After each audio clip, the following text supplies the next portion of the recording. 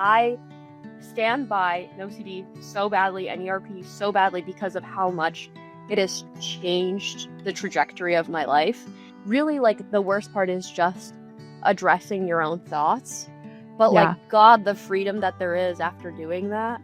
Like, I left ERP and I'm like, wow, I could do anything now. Like, I'm like, okay, like, I can, like, kind of take on the world. It's, like, given me, like, a newfound sense of confidence and, like, discipline, because I'm like, if I can address the hardest thing in my life, which was OCD, what can I do? Like, oh my God.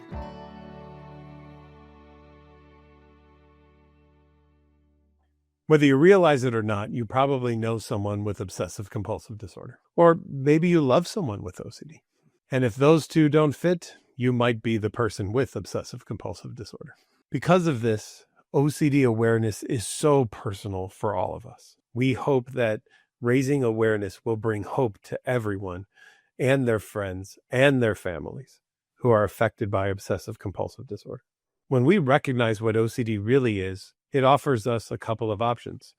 We can see the signs in ourselves and others much quicker. That can help to end a great deal of suffering. NOCD is the world's leading OCD treatment provider, and I'm honored to lead a team of licensed clinicians who are specially trained to accurately diagnose OCD and provide the treatment of choice, exposure and response prevention, so that we know that we can give people the lives that they want to live and help them not live the lives that OCD wants them to live. In addition to that, for OCD, it means applying the work that we do to other conditions that often come along with obsessive compulsive disorder, such as body-focused repetitive behaviors, tics, hoarding, anxiety disorders, mood conditions, trauma, and even body dysmorphic disorder. If any of these are things that are affecting you or your loved ones or family, know that help is available. If you're looking for help, you can check us out at NOCD.com. That's NOCD.com.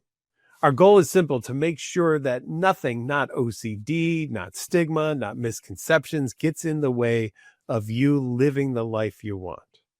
You deserve to focus on things that bring you joy and meaning. Helping you is just personal to us. It's what we do. Hi, everyone. I'm Yusra. I run our social media here at NOCD, and today I am so excited to talk a little bit more about OCD with Nicole Rafiee. We are going to talk a little bit about OCD, family dynamics, culture, relationships, how it all kind of comes together. Nicole, do you want to just give us a little intro into who you are, what you do? I'm sure everyone knows, but Oh my God. No, I'd love to. I'm Nicole Rafiee. I am a YouTuber. I mainly do, like, content about pop culture, video essays. And I've known I've had OCD since 2021. But it wasn't something that I knew, like, all my life. So it's fairly, like, newer in the past few years, but love ERP therapy, big advocate for it. And I loved working with OCD, and I've been working with them for almost 2 years, I think now. amazing. Yeah, so Nicole and I are honestly just gonna chat and be two girlies with OCD. I also have OCD, and get into like how it affects relationships, how treatment can really help with your OCD, and how cultural stigma is just such a big part of, the talk around OCD and how that can actually affect our relationships, whether that's with a partner, whether it's with your family. There's just so many things that it can get into. So let's get started and talking about relationships with untreated OCD. Do you have any experience with that? Were you ever in a relationship before you knew that you had OCD?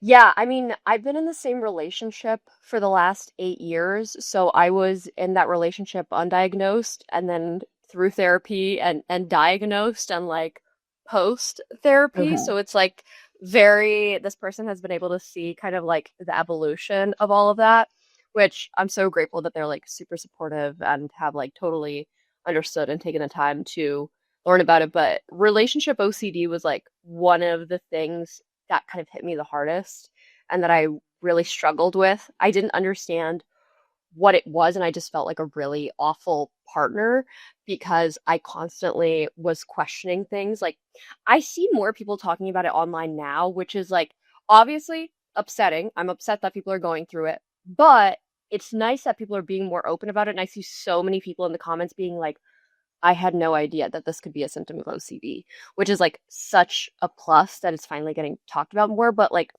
questioning your relationship constantly, questioning if they breathed funny and you're like, oh no, they're like upset with me. Questioning if you're in the right relationship constantly. I remember literally one time, like the concept of soulmate and one right answer, that was what really, really drove me because one of my biggest themes for myself is just right OCD and there being Hmm. just one answer for everything. Relationships, that's really difficult because there's a lot of Yeah. people in the world that you can be in a relationship with. So that was always very, very triggering for me, and I didn't understand that. Um, and I just thought that I was a really bad person. And I just thought that I was horrible until I learned what relationship OCD was and also finding out that so many other people had it as well. I know. Yeah, I have literally experienced that myself too, where for the longest time before I knew OCD, I was like, why am I like actually insane? Like you see those memes and stuff that are like, oh, girls are so crazy. They'll be like, oh, why did his following go up by one or something? And I was like, well, that's me. But I Hmm. didn't realize months later, I was like, no, it's not that I actually don't trust them. It's just that I'm like, oh, I have to check because what if I don't check? That means that I don't want to see the possibility of something, you know? So for me, it was kind of like, let me check the following or do whatever checking method just to prove to myself that everything's okay. And if I don't do that, it's because I know something secretly and I'm trying to avoid it. So No, yeah. it made me feel like totally crazy until I realized, oh, okay, OCD is not just like about cleaning and stuff. This is actually something that I have and go through. And it was like so helpful to know that. Um, I was wondering if you had any like specific like stories or instances where you felt like your relationship OCD was kind of taking over, and maybe if you wanted to share one or two of them. Yeah. I mean, one of the main things that I had to work on in therapy because it was so difficult for me was making eye contact with other men. Mm-hmm. I really struggled with that because I fully believed that I was cheating on my partner by making eye contact with other men in public. It was like so difficult. Like I basically kept my head like bowed down at all times. And I remember I even like told someone that in college. Like I remember this guy came up to me at the gym. He was like a classmate of mine. And Yeah, I also have a problem with like just like uh confessing everything that's on my me mind. too. Yeah, Everything comes back to OCD, truly. But I like know. and now I look back and I'm like, oh, that's why I did that. But I quite literally told him, I was like, I'm so sorry, I didn't notice you. I don't normally look men in the eye in public. And he's like, Yeah. okay, like whatever. But that was really difficult for me, and that was something that I had to work on in therapy. And not only that, but also with my friends' partners. That was really hard for me, like hanging around with them. If I was out to dinner with like my friend and her boyfriend, and if she went to the bathroom, I'm like, well, I'm the world's biggest Yeah. cheater. I'm a harlot. I just stole my friend's boyfriend, and also I'm cheating on mine. And meanwhile, like the actual interaction between the two of us is him being like, "What's going on?" and me being like, "Nothing, nothing, nothing, nothing." Yeah. And I like am so convinced that I'm such a terrible, awful person. And so that was something that I had to really work on in ERP, which of course the exposure did work. I am now when I notice myself when I clock that I'm making like direct, real intense eye contact with a man, I'm like, good, Nicole, good, good, good. Good, But yeah. it's that was such and that's something that I was so used to and I didn't even realize was part of my problem because it was just so ingrained into my daily life for I don't even know how long now. Yeah, that's actually really not funny that you bring that up, but funny in the sense that I had something similar too, where it wasn't like looking men in the eye or anything, but any like male friends that I have, I would get so nervous that our like messages to each other were like cheating, or like even just talking to them is cheating to the point where I Yeah. had to like to my partner, like, hey, can you like just read these DMs and make sure everything's okay? Like, I just want to make sure you're okay with this. And he'd be like, uh, yeah, it's totally normal. Like I'm friends with these people too, but like you were saying, like when you have OCD, it's you just don't know. You're just like, I'm the worst person in the world. I am a Oh yeah. cheater, a liar. all of the above. You're So I overthinking every little interaction constantly, and like you're needing the approval of others, and even that doesn't matter because you're just going to be satisfied with that for like 0.2 seconds. And then the next message that you probably message, you're still going to end up asking your partner, "Hey, is this message weird? Is this okay exactly. for me to send?" It's exhausting and it's such a running cycle. And I'm happy that I'm at least better with that now, but like Yeah. it's not 100% gone by any means. Like I still definitely do struggle with it, but it's something that I have to like actively work on. Like it's almost like working out in a sense, I guess, like to keep Yeah. my muscles big and strong. Like I have to actively keep working on the triggers that come with relationship OCD or any like themes with OCD, honestly.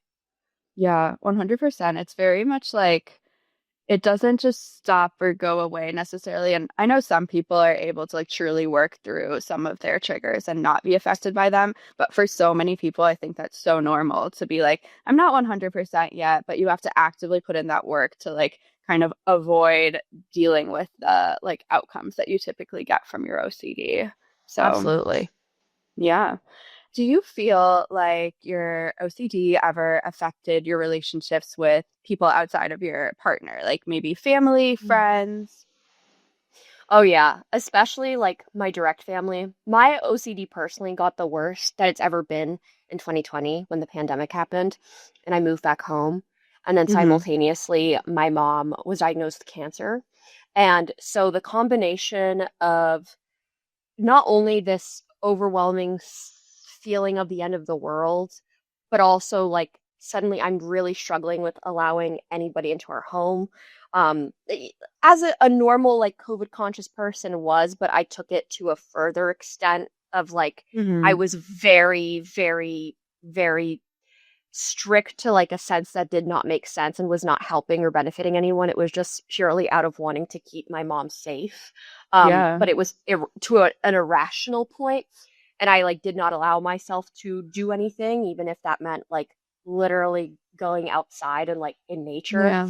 Um, that really affected my relationship with my mom, obviously, and like I could not understand why my mom and I were like constantly getting into so many arguments or fights or why I was so controlling because I wanted to keep her safe. And she didn't know, like, that I have OCD or that that is like Yeah. what OCD can look like.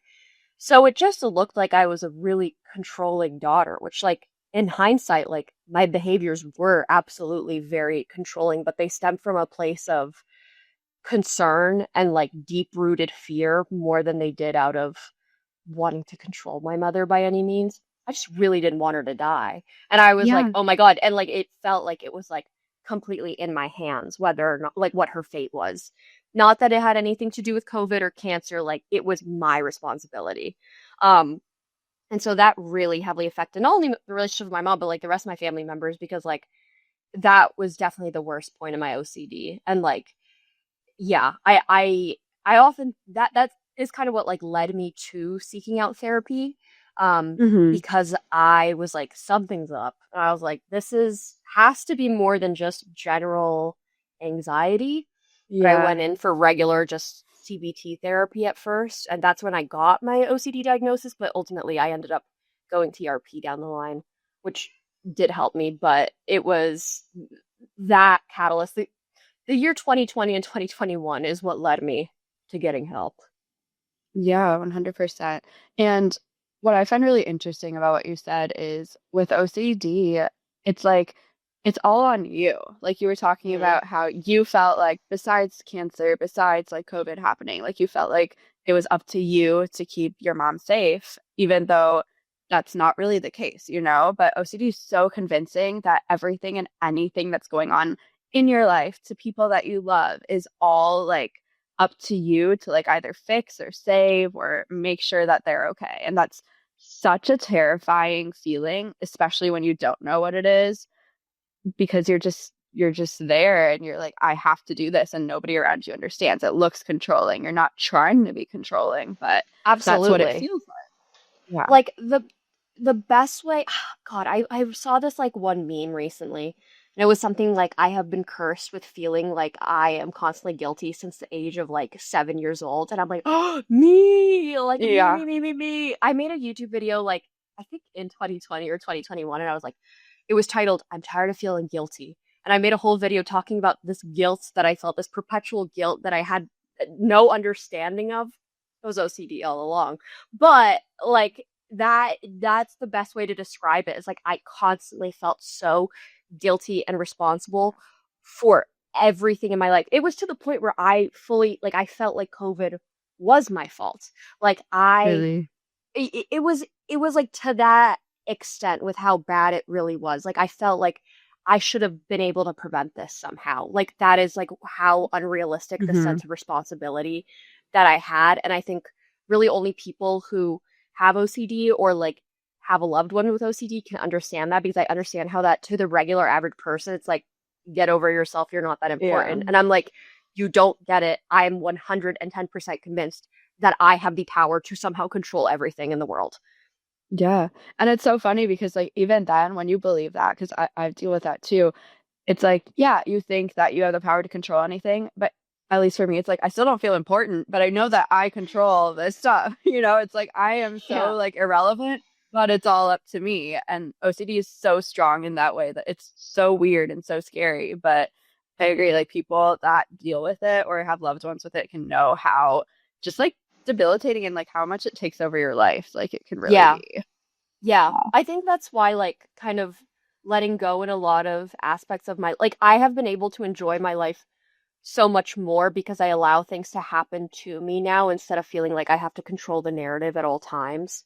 It's really Yeah. nice to like feel like you're experiencing life from the lens of like, oh, life is happening to me and I don't have to tweak every little bit, and I do not feel like I am in control of every good thing or every bad thing that happens within my life, but I can just be this like grateful person for everything that comes my way.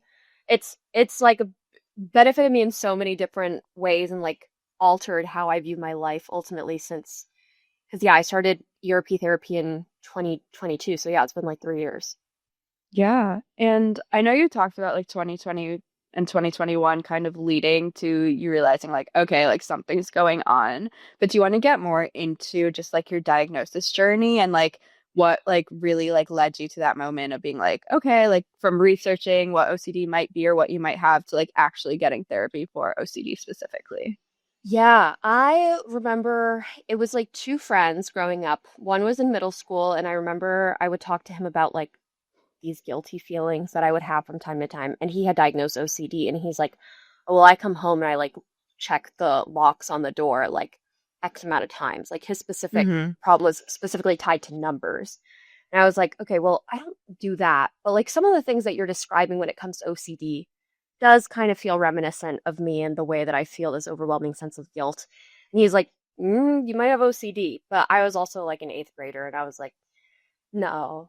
And then it Yeah. wasn't until I got to college and a coworker of mine, we were like at a study hall or something together, and I started like panicking, and I'm like looking up bus crashes on the internet. He's like, "What are you doing?" And I was like, "My boyfriend hasn't responded to me in a few hours, and I'm really worried that he like got into a bus accident." So I just looked up North Carolina State bus accidents, North Carolina State Mm, shootings, North Carolina State like anything that had to do with his potential fatality, because yeah.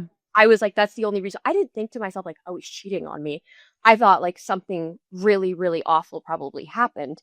And once Yeah. again, it wasn't from this controlling space of like, my boyfriend's cheating. Like, I need to talk to my boyfriend at all times. It was from a place of genuine, like, if I don't see a sign of life, then I'm fully convinced that you're gone.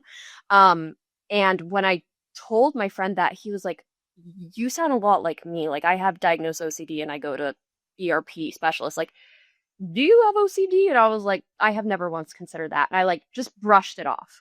But it Yeah. wasn't until 2021. I was still living at home, graduated from college. I was working full time with YouTube. And I thought, like, once my mom's cancer diagnosis, like, once the cancer, she was officially cleared and she was cancer free, I thought all my problems would go away. I thought once major lockdowns would go away, that I would be better. I thought once I graduated college, I would be better. Like all these big important milestones, I thought I would finally feel like relieved and Yeah.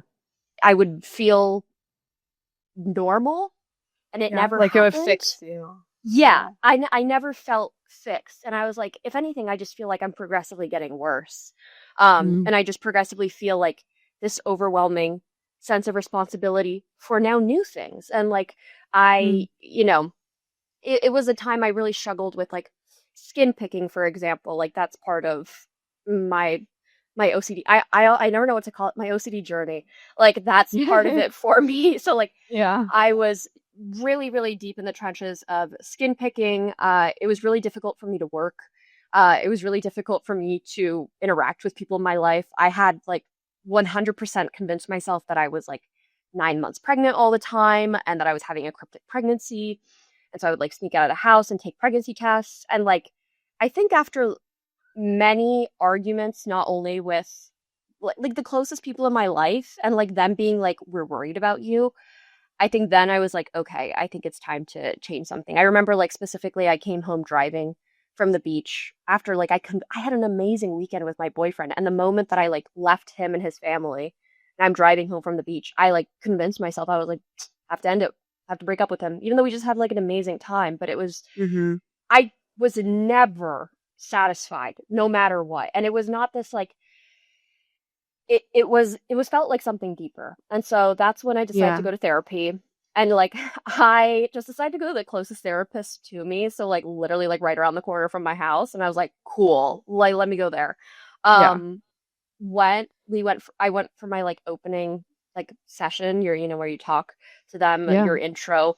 And sorry, my cat's like rubbing up all against my computer. I But love it. Amazing. um and, they asked me if I had any reason to believe that I had OCD. And I'm like, I've had a couple friends like tell me that maybe, but honestly, I don't know enough about it because I just have this perception that is given mainly in the media and also just like what the stereotypes are. So I don't really think so. And I remember it was a specific day in Staples. It was like I think I was between session 2 and 3 of like just regular CBT therapy. And I went to Staples and I was having just the most terrible time in there. Like I had to buy like Mm-hmm. these Tupperware container storage bins for underneath my bed. And I felt like deciding on what to get was like the end of the world. Like I could not go shopping for something so normal as like a stupid plastic Tupperware bin without feeling like the fate of the world was in my hands. And like Yeah. I was standing in there for like an hour researching which one was better. I wish I could get all the time back that I have spent in stores because it's not just like stupid Tupperware. It was down to like food, makeup, skincare, like the dumbest stuff. I could be buying safety pins and I'm like, I need to choose the right one. Like Yeah. that's how bad it was. And I remember that day I like had a really big breakdown and I was like, I think I'm just gonna write down everything that I am feeling, like every negative emotion and why. And so I started writing it down and that entire day. I call it my Staples day. And I started writing it down in my notes, and it all just came back to feeling like this overwhelming sense of responsibility and guilt that did not exist. And Yeah. I presented it to my therapist at like session 3, and she was like, "We're gonna start the OCD like assessment, like to try Mm-hmm. and break down," which took I think 2 sessions. And at the end, I scored pretty highly on that. And so that's kind of when I was like, okay, like keep in mind this was CBT, so it did end up making it worse for me for a bit, especially Yeah. afterwards, because I was not given the tools properly needed for that. I was Mm-hmm. really actually just kind of that getting validated with everything that I was saying, because Yeah. that's kind of the way that CBT is structured. It's structured differently, obviously, than um, ERP, which is meant to be like actually facing and exposing your fears Yeah. um, and directly working against them. Where I was just being basically validated and everything. It's like, well, it is valid that you're scared of being pregnant, and like it is like even though it just was not beneficial for me. And I remember I started medication. I believe it was October 2021, I want to say. I went to a psychiatrist and I got diagnosed with OCD again by the doctor. And then I was given a prescription and I just wasn't the right prescription for me. I ended up Mm-hmm.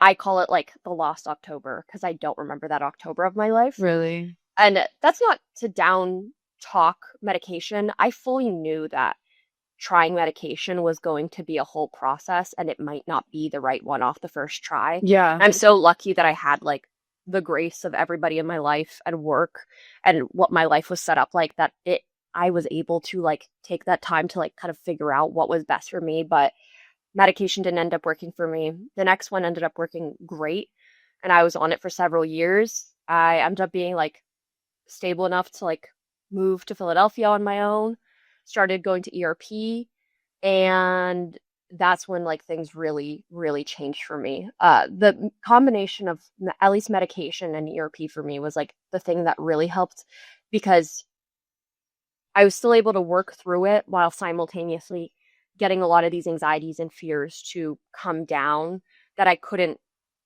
possibly make myself naturally do Yeah. that.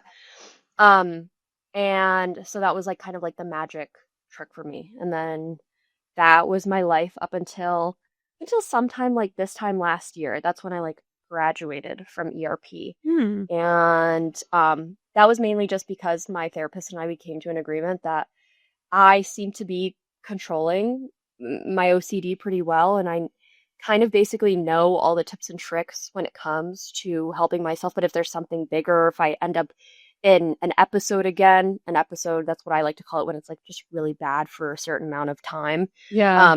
I can obviously like go back to her and talk with her, which I've done like a couple times since. But medication is still part of my journey, and that was that was like the biggest change in my life to date was Mm-hmm. getting a diagnosis. Yeah. And how did you feel kind of when your friends initially, or even getting your official diagnosis the first time of you might have OCD? How did that make you feel? Like, were you like, hell no? Or were you like, oh, maybe? I'm curious to see like what you were feeling. I feel like at first it was kind of a little bit of a shock because I had a really hard time deciphering what was my personality versus what was OCD anymore. Mm, Like all these things about myself, like everybody tells me that I have so much perseverance and I always get what I want because I will go to any lengths to get what I want and that I'm very, very driven. But then I'm like, yeah. am I driven or do I just have OCD? And do I just have just right OCD? And I'm like striving for this unattainable thing at all times and sometimes crossing the line to get what I want in certain situations. And so it really started to make me question who I was, and that was difficult for me.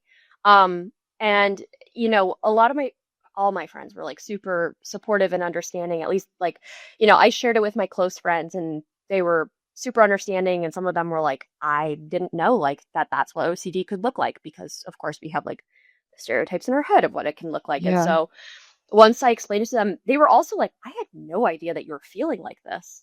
Yeah. Because I didn't tell anyone about like the worst of the worst things that I was thinking about because why would I? I felt like a Hmm. horrible, terrible person. And so that was really important for, first of all, to have that like support system around me, which I'm like For sure. super grateful to have. But I really, really struggled with it in the beginning. And I like told myself that I'm never going to share it online. I'm never going to talk about it on the internet because I'm so embarrassed and I'm so ashamed. And I was so convinced that people would use it against me somehow. Um, but then that ultimately all changed when I like made my first video about having OCD because I felt like, hold on, there's not enough representation about what OCD can Yeah. can look like in others. And I don't see this being represented. And maybe if I had seen someone sooner talk about their OCD online, then maybe I would have sought out a diagnosis sooner. Yeah. So that is kind of like what led me to being even more comfortable with my OCD is when I felt better about talking about it online and having that community to kind of relate to. And it became just like a part of my everyday conversation rather than this like taboo thing, like this taboo secret that I was keeping. It was just like, yeah, I have OCD and like Yeah. I'm working through it, but it's also way easier to talk about that now on the kind of like the other side of OCD because Yeah. when you're first going, it's such an adjustment period. I feel like for a lot of people, but that was definitely like my initial reaction to it. Yeah. So when you started ERP, did you see any significant changes in how it affected your relationship with your partner? Because I know you were saying that you started this relationship and you've been in it for so long, and at first like you weren't diagnosed and like you were having like some thoughts and stuff, but how did that kind of change once you started ERP? Oh my God, yeah. Well, first of all, like it definitely made our relationship so much stronger because I was able to talk to him about a lot of things that I was going through, but that I was hiding because Yeah. I was so, I really was so protective of my thoughts because I was so deeply ashamed and embarrassed. But that Yeah. brought us a lot closer. And like, I remember watching some videos with him about OCD subtypes and what it can look like. And like, that made our relationship much stronger because he's like, I had no idea that this is what you were going through. Um, and that just first of all, like just helped me feel so much more secure in our relationship. But through ERP, yes, I feel like that was one of the first things I noticed is that our relationship had gotten so much better because of how much more honest I was able to be with myself and also with him. And relationship OCD is so tricky because of what it, looks like obviously and like Mm-hmm. how the lines are then blurred like you said about like oh no, like am I being obsessive about this person? Like am I being crazy? Am I stalking him? Or is it something like deeper and is it maybe Yeah. something that it's actually obsessive compulsive disorder? Um so that was able to help so much because my relationship didn't feel like something that I was constantly fighting against. It was just Mm-hmm. something I got to enjoy being in. Um, we kind of like note that time period, especially like 2020 and 2021, as like my roughest years, obviously, but like I'm able to reflect and like apologize for a lot of the actions that I did in that time that I didn't even realize how that might affect him and how Yeah. like totally understanding he was for that time and like it's in the past and it's something that I have like definitely apologized for and OCD is not an excuse. It is just No. simply just the explanation as to why I did what I did in certain situations. Um but that ultimately I think has like helped heal a lot of our relationship as well for me to be able to be like that was really messed up what I did in 2021, and I apologize for that. That was a really unwell part of myself, and I'm so happy I got the help that I needed. And thank you for like sticking by me through that Yeah. because that was not cool of me. Um, and so I think since our relationship has just gotten so secure, I feel like it Yeah. always was secure, but it feels a lot more mature, I guess you could say. Yes. Like when both people in the relationship are actively working on their mental health, it's awesome. Mm-hmm. It's great. It's everything, honestly. Yeah. Totally. No, I feel that. I also think that having that diagnosis, going through therapy is so beneficial for like our partners too, in the sense that it helps them realize things like I mean, like I still like have like little like I don't know what to call them, like flare-ups of OCD or something, Hmm. right? And my partner can recognize that Yeah. right away kind of and be like, "Oh, hey, like maybe think about this a little. Like I think that you're having a little bit of like your OCD." And like that's something that's safe for me. Like I want people that I'm close to like be like, "Hey, like I feel like maybe this is a little bit of your OCD coming out." Um and that's so helpful because then like he knows it's not me being like obsessive about him specifically or like being crazy for lack of a better term. Like it's so helpful for them to like get more educated about OCD and like realize what's actually going on because then I think it helps the partners realize that, this is what my partner is going through and it's in their head. It's part of just kind of like how their brain chemistry is, but they're getting help and we can recognize it and move forward together. So I totally, totally resonate with your experience in a sense. Yeah, that was like one of the first things that my therapist was helping me teach to others in my life was to kind of teach the people around me to not give me reassurance anymore. I remember Hmm. having like sit down with my best friend and my boyfriend and being like, okay, so when I ask for reassurance, this is what it looks like. And technically, you are not supposed to give it to me. Regardless of how manipulative I may seem, regardless of how bad it may seem that it might help me, it is ultimately harming me. Yeah. And so like all of the asking, like, are we okay? Are you sure we're okay? I feel like something's off. Like, no more of that, no more Hmm. answering to that. And so like they had to come up with their own like little phrases like, I think you know the answer to that, Yeah. or I'm done answering that question. And so hurts in the beginning real Oh bad yeah. because I It's want, horrible at first. yes. And that was ultimate, I think, really difficult for my boyfriend as hard as it was for me because Yeah. he's like, I feel terrible. Like I just want to like help you feel better. And I'm like, it's for the long term, like it's for I the know. best. Yeah. Hang in So there. truly. And so yeah, that was like one of the first things that I learned. But even, talking with my boyfriend, like he will say like it is kind of like a night and day difference between our relationship from before I was diagnosed and then after I did ERP. It's like very, very different of who I am. Yeah, 100%. So therapy can be scary, and ERP can be even scarier than like typical therapies that people are familiar with. What would you say to somebody to kind of encourage them to seek ERP therapy if they are struggling with OCD but are scared? Well, first of all, ERP's never killed anyone. So, like, if it really hasn't, I've been thinking about that a lot recently. Like, embarrassment has never killed anyone. Hmm. And I'm trying to like use that in my life. And I'm thinking the same way about ERP. I'm like, it never killed anyone. Like, Yeah. ultimately, it never hurt someone beyond repair. And so I think what is scarier than ERP is like living with OCD untreated for life.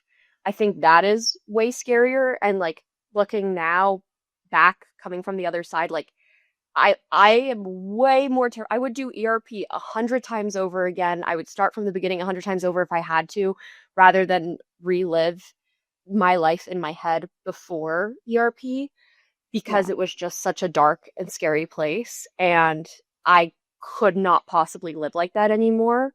And I think about all the positive things that have happened in my life since going to ERP. And I think to myself, none of this would have literally happened in my life had I not taken those steps to getting better. And I know that for a fact because, like, there were so many things I could not even do. I mean, right down to like leaving my house, I could not do. Right down to like enjoying time with friends, looking men in the eye. Like there are so many opportunities and experiences that I've had because I was able to kind of overcome and work against OCD. Um, Yeah. that it like outweighs all of the uncomfortability that can come along with ERP. I think also like thinking about how many people's success stories there are, it Yeah. that was so motivating and hearing people be like, it is so worth it. This helped me, it has changed my life. That's why I'm like so passionate about talking about it. I'll sometimes get messages from friends being like, do you really actually like NOCD or are you just saying that because you work with them? And I'm like, no, I'm so serious. Like I stand by NoCD so badly and ERP so badly because of how much it has changed the trajectory of my life. And I Yeah. fully acknowledge how that wouldn't be possible without it. Um, and the the the good far outweighs the bad. The bad is sitting in discomfort. The bad is overcoming some of your fears. The bad is truly never anything that will actually, hurt you or be harmful. It's thoughts a lot of the times, Yeah. or it's regular everyday things that we struggle with as people with OCD. Um, and yeah, I think that that's just important to consider that like you could be part of a success story. Um, and also you can try it and then you can stop and Yeah. you can come back to it. And like there's so many options of like people what people's like journeys look like and they're not they happen later in life, they happen early on in like everyone's story looks so different. Yeah. So I think it's worth a try. There's no Yeah. harm. 100%. I agree. I feel like the bad will never outweigh the good, like how you were saying. Like, yeah, it's Yeah. going to be hard. It's scary to face these thoughts, but it's scarier to like be stuck in your own mind and not know how to like kind of get out of that mindset. And I honestly, it sounds like crazy, but I relate it to like Lord of the Rings in a sense because I'm like, okay, without therapy, without getting help, I could very much like become Gollum, like just this like obsessed creature, like who isn't getting the help that they need to like live a normal life. It sounds crazy, but like for No, me, that's what I picture. I'm like, okay, yeah. like get help, do things better, like learn about it, be more at peace with my mind and know how it works so I can help myself. Or just like be stuck in this mindset where nothing gets better, it just gets worse over time, you know? And of course, that's doesn't go without saying that ERP is hard and it's hard to get to that point. But it's Yeah. important, I think, to like think about it or like realize that it's an opportunity that's there for you. It's not gonna like it's not gonna push you until you're ready to like get to that level, you know? Like I think Yeah. ERP therapists are so good with like taking it slow with you, like doing things at your own pace. Like you don't need to be afraid of them, like starting off with like your biggest OCD fear and like making you face it head on. You know, it's Oh like yeah. very much a journey in a sense. Yeah. My experience, like I was not thrust into it and suddenly it was so intense. Like it really is like you go as slow or as fast as you want with like the guidance of your therapist. Like it is very much, and it's not like they're like kicking and screaming at you. Like it's Mm-mm. not any of that. It is really like the worst part is just addressing your own thoughts. But like Yeah. God, the freedom that there is after doing that.